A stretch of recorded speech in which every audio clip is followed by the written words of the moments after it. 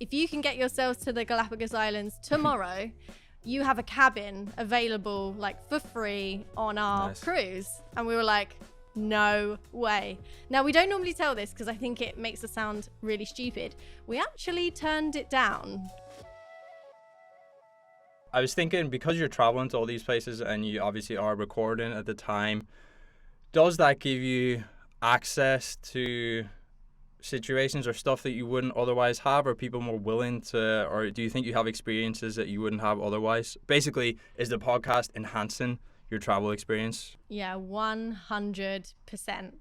Definitely. One, mainly, that you might not think I was going to say it first, but one that the podcast drives us to find interesting people to interview who then we hang out with and they become friends. So first of all, we meet amazing people because of the podcast, and yes, we end up going in amazing places because of the podcast. Do you want to tell the best story? Are you talking about the Galapagos story? Yes. Okay.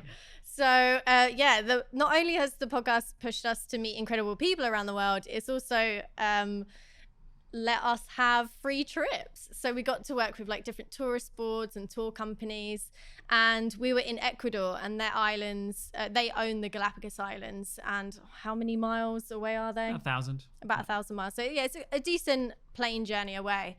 And we're in Ecuador thinking, oh man, I really want to go to Galapagos, but we have no money. Not for that budget. We haven't got that kind of money for the rest of the trip. So Nick contacted, I think, 4 different cruise companies. Now, we've never been on a cruise, didn't think we were cruise people at all, but this is different because it's like an adventure cruise.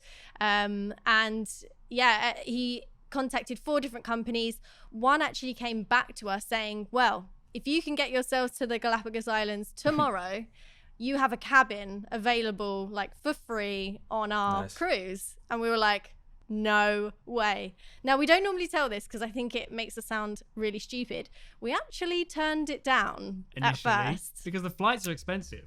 Like, I think it was going to cost like £800 for both of us return flight, which at the moment, like now, like I'd happily pay that knowing what the experience was. But at the time we weren't working. So we were on a year-long trip and we just didn't think that we could take it. And then the woman replied saying, I'm not sure you realize what you're turning down here. I think you should say yes.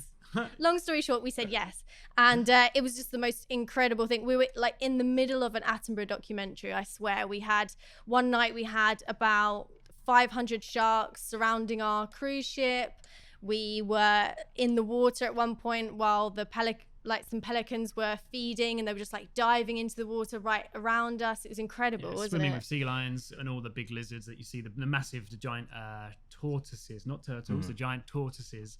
So the deal was we could have a spot on this ship for free if we made a podcast for the company to promote what they do. So we're on the ship, we're interviewing the captain, we're interviewing the tour guides, and we put together this about hour and a half episode promoting that company. So yeah, to answer your question, the podcasting definitely helped open some doors.